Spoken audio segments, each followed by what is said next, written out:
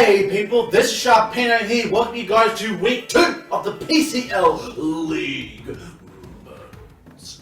This week we're going to be against the Washington Weaviles. If you go ahead and check out what we're bringing into the Washington Weaviles this week, go ahead and check out the link down below for the team builder, the PCL team analysis that we got from the draft. And of course check out our parents' channel, Mystic's channel. Link these channels in the description down below as well. Now again, I do apologise for this being a replay. However, I battled my friend here, Mystic, and it was like 5 o'clock in the morning for me. And honestly, I was in no position or anything to give you guys a live commentary when I'm awake at 5 o'clock in the morning. So, without further ado, let's go ahead and get this battle started, just so you guys can see how we went. So, looking at his team here, we have the Garchomp, the Menshaya, the Rhydon, the Weavile, the Tornadus, T, and the Izzle. So, much like last week, we actually kind of expected the team to be somewhat like this, so it wasn't the worst team that came in front of us. So, I was pretty okay with looking at his team. The only issues I had probably with his team was the fact that he brought both the Garchomp and the Rhydon from the Talonflame, and he did bring the Weaviles, so that fake out could definitely still be a possible threat. So let's go ahead and get this battle started. Now, what I was going to do was, I was expecting him to start with either the Rhydon or the Garchomp to set up rocks, but then I forgot that Zelf is an option, so I ran off with Keldeo to start things off. And that was the first turn. So, already off the bat, now this is where I really screwed up. On the first turn, mind you, I thought Keldeo would outspeed an Zelf, and I mean, I am timid nature full speed. Now, I didn't realize that Zelf's base speed is actually a lot higher than Keldeo's. So I thought I would go ahead and go set a substitute on this Azelf, and to my dismay, I get Dazzling Gleam. Now, he probably expected me to go ahead and bring in the Hydreigon, which was a pretty good call in his part to do that.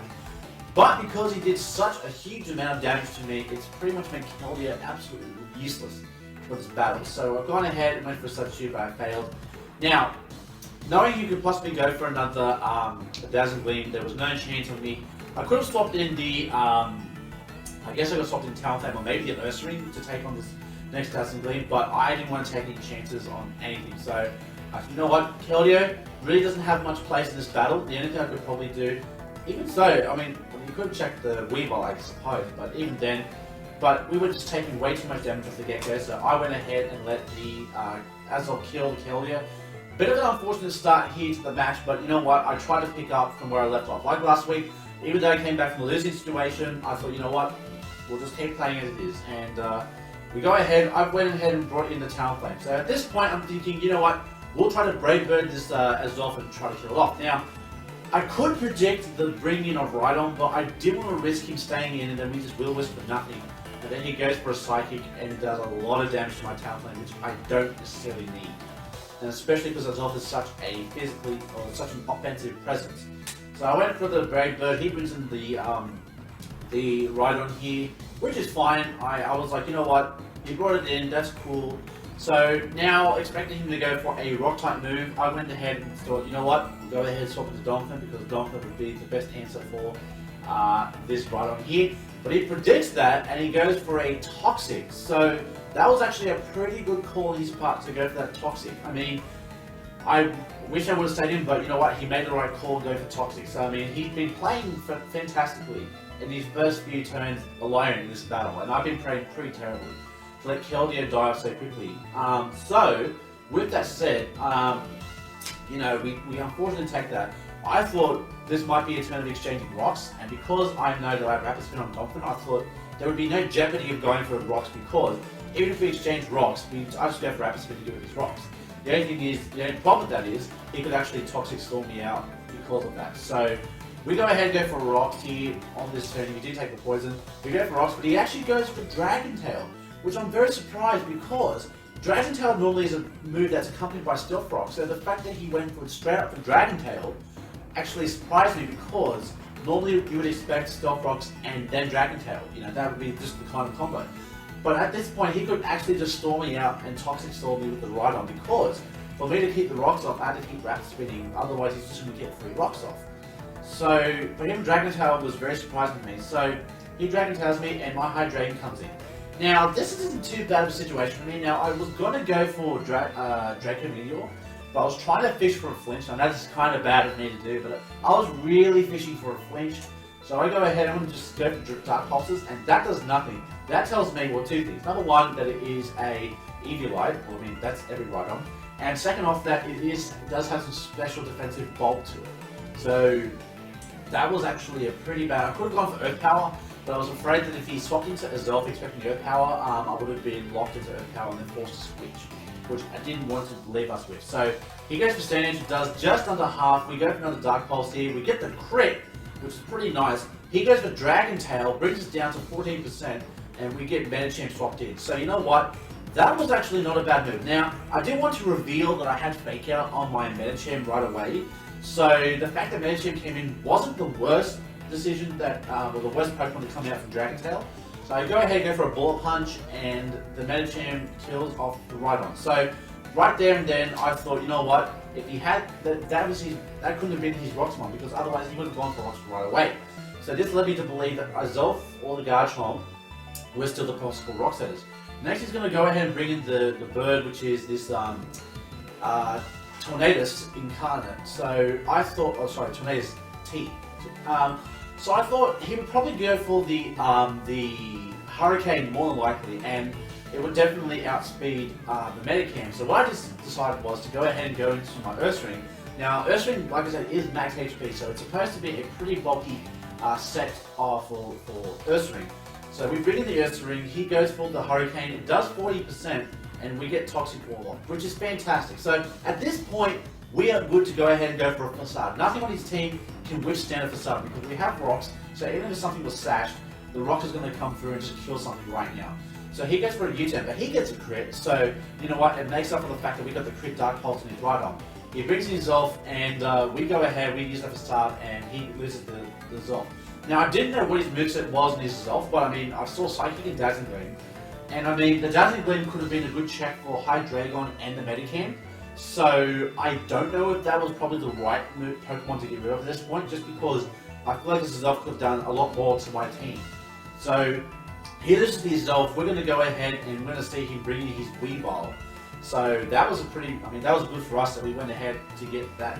He's going to go for Ice Shard, he's going to kill our Ursaring. Now at this point it really didn't matter because Ursaring wasn't going to outspeed a Weavile by any means, you know, but you know, I would have thought it seemed like maybe a knockoff or an Ice Shard, but you know, it's Ice Shard. So we go ahead and decide to bring in the Talonflame here because basically Brave Bird would get the kill on this Weavile. And I don't think an Ice Shard from this point would actually kill the Talonflame, but maybe the Ice Shard plus the Brave Bird recoil would kill. So I go ahead and go for a Brave Bird. He goes ahead and brings in the bird again. Now I don't know why he did that. I really don't, because I mean, unless he was just sacking off the Tornadus at this point because it didn't have much hold for it. But again, he could have checked my Medicam, so I mean, I don't know again if that was the best decision. I mean, the Menshea at this point would have less use, so I probably would have sacked off the Menshea, me personally. But we're going to go ahead and see him done the Brave Break off, and he's going to lose the bird here. So, you know, that's one Pokemon down. Now, he brings in Garchomp. Now, I know that a Brave Bird, even Adamant, would not kill a Landshark. And I didn't know whether this would be a defensive or a Scarf Landshark, or a Garchomp. So, what I decided was I would go ahead and go for the Donphin Swapper because even if he locks himself into a move, we do have Donphin to lap it up because he is a physically defensive wall. So we go ahead and swap into the Donphin and he goes for Outrage. And my friends, that was the best move I could have seen him go for because now, not only is he locked into the into Outrage, but we can eat that up for days and our Ice Shards with the Rocky Helmet damage was going to kill this Garchomp, and it was going to be the last possibly threatening Pokemon to my Talonflame. So I was pretty happy with that. So we do take some more toxic damage. We go for the Ice Shard, that does a lot of damage. We're going to see Garchomp go for it, bring it down to 10%. And basically this turn we are both going to... Oh wait. Okay, so apparently...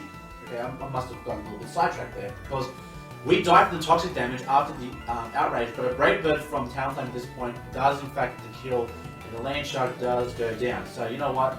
and it has rough skin. So you know what, it was a little bit unfortunate. So now this Weavile has taken 2 rocks. It's almost at 50%. So I'm thinking, you know what, I didn't know. I mean, I'm not jolly. I'm adamant. So at this point, I didn't know we would outspeed a Weavile at this point because we're not jolly. We're just adamant. So I decided to stay in and go for the Brave Bird, but I should have just assumed the worst because at this point, that Weavile was just going to be a hard check to Talonflame. So what I did was, I took a gamble. I kind of wish that, I mean, I went for the Brave Bird either way, but unfortunately he is a jolly Weavile and he outsped and he killed my Talonflame, which is very, very unfortunate. So that was unfortunate to say the least. Now, we bring in Medicham. This is where things get very interesting to say the least. So I went for a Bullet Punch expecting to kill this Weavile right here, only because the Weavile wasn't going to do, I mean, the Weavile is not really going to touch the Medicham by any means, unless he has some sort of flying type like Aerial Ace or something like that. But I wasn't expecting Aerial Ace, so I went for the Bullet Punch expecting it to kill the Weavile. He goes ahead and swaps into the Shadow, again, not revealing that we had Fake Out just yet. Now, at this point, I'm thinking, you know what, he's going to probably go for either the Fake Out, or a Fighting type, or not a Fighting type move, the U-turn. Now, the U-turn would have actually done a lot of damage to my Medicham, probably about 30%.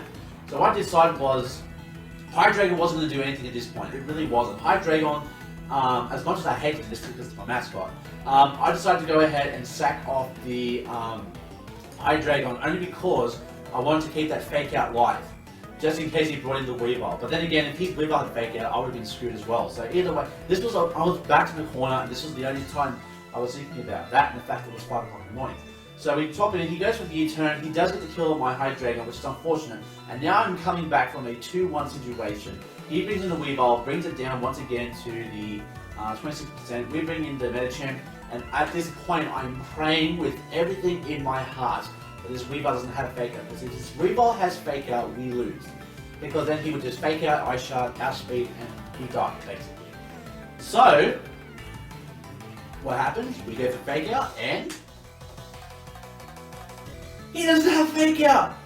Oh, thank the Lord, thank the Lord, thank the Lord, thank the Lord. He doesn't have Fake Out, which means we are now in the best position possible, just from the fact he doesn't have the Fake Out. Now at this point, this is the biggest gamble of the game. We had to go for a high jump kick to end the game, because at this point, there wasn't one move he had that could OHKO me. Not even U-turn could OHKO me, not even a crit U-turn would OHKO me.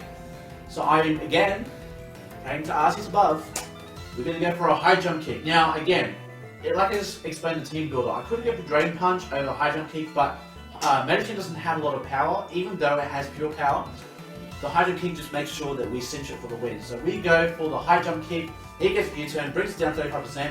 We go for the high jump kick, it lands, it kills, and the Senior Krookodiles land the second win in a row. Thank the Lord. Now, I laugh because throughout the match he was like, you know, GG, because at that point with Medicham and the Weavile, he was like, you know what, good game, you know, you lost, you know, because of my Ice Shard on my Weavile. But he didn't have Fake Out on his Weavile, which gave me the win. That and the fact that Medicham didn't have Fake Out either. Like, I don't know why you wouldn't have Fake Out on both those mons. I mean, maybe not the Weavile, but even the Medicham, I would say especially, because you have Fake Out, Life Orb, U-turn, Life Orb, Regenerator.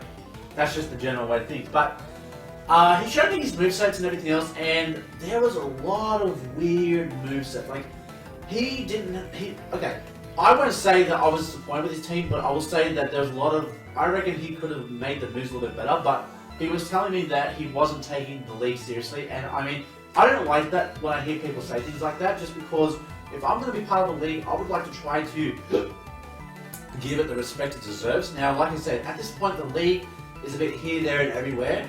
So, I mean, no disrespect to anyone in the league, but I'm trying to make sure that we can do all the Wi-Fi battles, make sure that everyone, or not the Wi-Fi battles, sorry, the Showdown battles, just so that you guys have battles to show. Now, like I said, if you see the battle stop, you know the league has fallen apart, and I'll verify it on a vlog or whatever that the league has stopped. But other than that though, I'm pretty happy with the results so far. We came back from last week from a 5-2 situation, and this week we came back from a 2-1 situation to win the game because of Fake Out. So I'm pretty happy with that.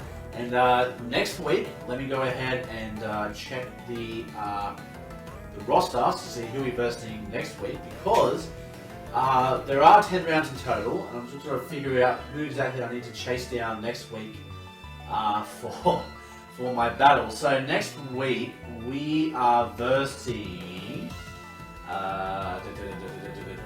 Bear with me for a moment. Come on, internet, stop barfing on me. Why did I say barfing? Okay, so next week, week 3, we are versing the New York Marowaks, the NJ Marowaks, or the New Jersey Marowaks, I'm sorry. New York, New Jersey. I know they have a lot of beef with each other, but hopefully I don't get too many sold here. But next week we'll take on the New Jersey Marowaks, and hopefully we can come in with a 3rd win. Let's hope. Let's see how we go. And this is the coach of the Sydney Krookodiles saying, yee, we won. We're now 2-0. And until the next time I see you guys, stay safe, stay sharp, and I'll catch you guys all next time. Later.